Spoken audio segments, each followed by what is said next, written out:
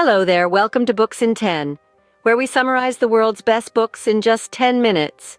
Don't forget to hit that subscribe button for more amazing book summaries. Today, we're diving into the world of financial literacy with Rich Dad, Poor Dad by Robert Kiyosaki. This treasured book teaches us about the importance of financial education and independence. Kiyosaki's insights challenge traditional money beliefs and inspire us to take control of our financial futures. Now let's delve deeper into the pages of Rich Dad, Poor Dad. Chapter 1 introduces us to the two dads in Kiyosaki's life. The first is his biological father, a well-educated man who, despite his high academic achievements and stable job, struggles to make ends meet. This dad firmly believes in the traditional path to success: get a good education, find a secure job, and save for retirement. On the other hand, there's the rich dad, his friend's father. This dad, despite having an 8th grade education, amasses substantial wealth through his entrepreneurial ventures.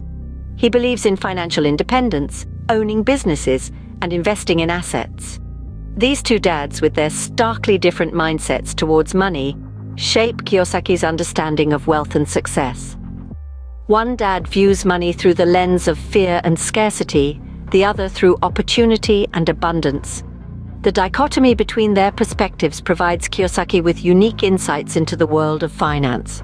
The contrast between the two dads' viewpoints on money is the foundation for the rest of the book. Chapter 2 delves into the importance of financial literacy. It's not just about counting pennies or knowing how to balance a checkbook. Financial literacy is about understanding how money works, how it grows, and ultimately, how it can work for you. In this chapter, we learn about the difference between assets and liabilities. Assets, simply put money in your pocket. They're investments that provide a return. Liabilities, on the other hand, take money out of your pocket. They're things like loans, credit card debt, or anything else that costs you money to maintain. The rich, as we discover, have a knack for accumulating assets and minimizing liabilities. They know how to make their money work for them rather than them working for their money. This, in essence, is the power of financial literacy. Understanding the difference between assets and liabilities can make a significant difference in your financial future. In Chapter 3, Kiyosaki emphasizes the need to mind your own business. Now, this might sound a tad contrary to what we're used to hearing, but in the context of financial independence, it holds a profound truth. Kiyosaki isn't suggesting you turn a blind eye to the world around you. Rather, he's urging us to focus on our own financial affairs, our own business, and our own investments. He believes that too many of us are preoccupied with the daily grind, the 9 to 5, the paychecks that barely cover our expenses. This, he argues, is working for someone else's business, not our own. And it's precisely what keeps us from achieving financial liberation.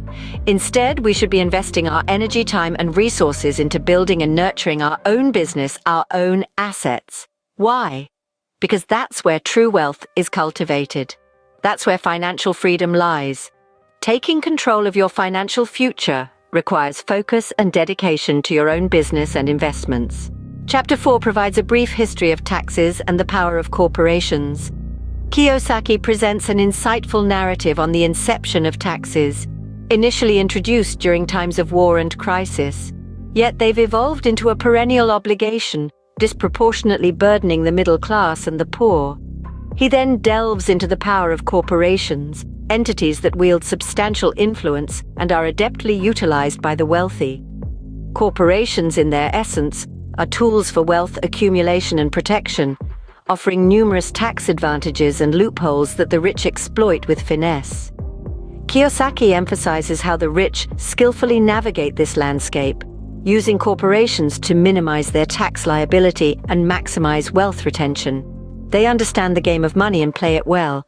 This chapter underscores a crucial lesson. Those who comprehend the financial system's intricacies can leverage it to their advantage. Understanding how the system works can help you work the system. Chapter 5 explores the idea that the rich invent money.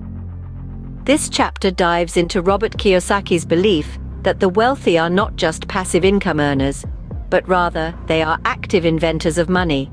Kiyosaki suggests that the rich are not richer merely because they have more money, but because they think differently. They are creative, They see opportunities where others see none, and they take actions that others hesitate to take.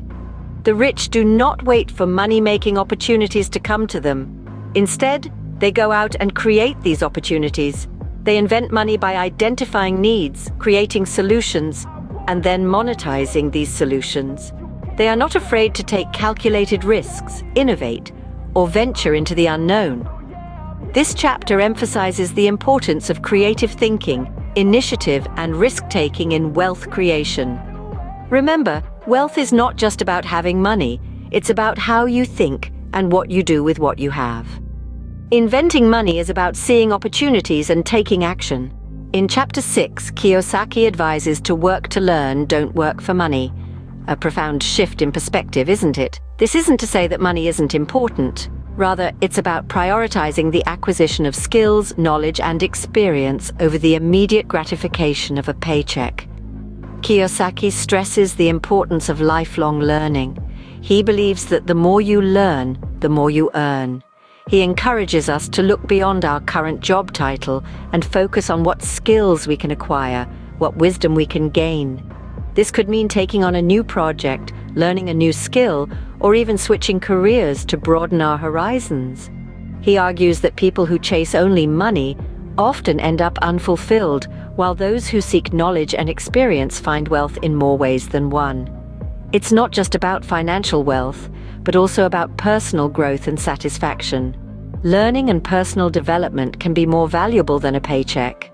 So what are the key lessons from Rich Dad, Poor Dad? This insightful book by Robert Kiyosaki takes us on a journey through the contrasting financial philosophies of his two dads. His biological father, who was well-educated but financially poor, and his best friend's father, who was less educated but financially wealthy. So let's dive into the key lessons we have gleaned from this revolutionary book. Right from the start, Kiyosaki challenges traditional views on money and emphasizes the importance of financial education. He argues that it's not about how much money you make, but how much you keep, and how many generations you keep it for. This is a profound shift from the typical work hard, save money, retire mentality we're usually taught. The book also underscores the significance of owning businesses and investments. Kiyosaki's rich dad advises him to be a business owner or an investor, not an employee or self-employed. Why? Because business owners and investors have their money work for them instead of working for money. They leverage the power of money to create more wealth. They understand the tax advantages and protections offered to corporations, which Kiyosaki discusses in detail in the book. The concept of minding your own business is another powerful idea in the book. This doesn't mean to ignore the affairs of others, but rather to focus on your own financial affairs. In other words, pay yourself first. Invest in assets that generate income, like real estate or stocks, rather than liabilities that drain your resources. Perhaps one of the most impactful lessons from Rich Dad, Poor Dad is the idea of working to learn, not working for money. Kiyosaki stresses the importance of lifelong learning and acquiring various skills, not just to earn a paycheck, but to understand different aspects of business and investing. This will ultimately lead to financial independence. To sum it all up, Rich Dad, Poor Dad is an eye-opening book that encourages us to rethink our ideas about money, wealth, and financial independence. It emphasizes financial education, owning businesses and investments, and the importance of lifelong learning. That wraps up our 10-minute summary of Rich Dad, Poor Dad. Remember, the key to financial independence is knowledge. Don't forget to hit that subscribe button for more summaries of great books.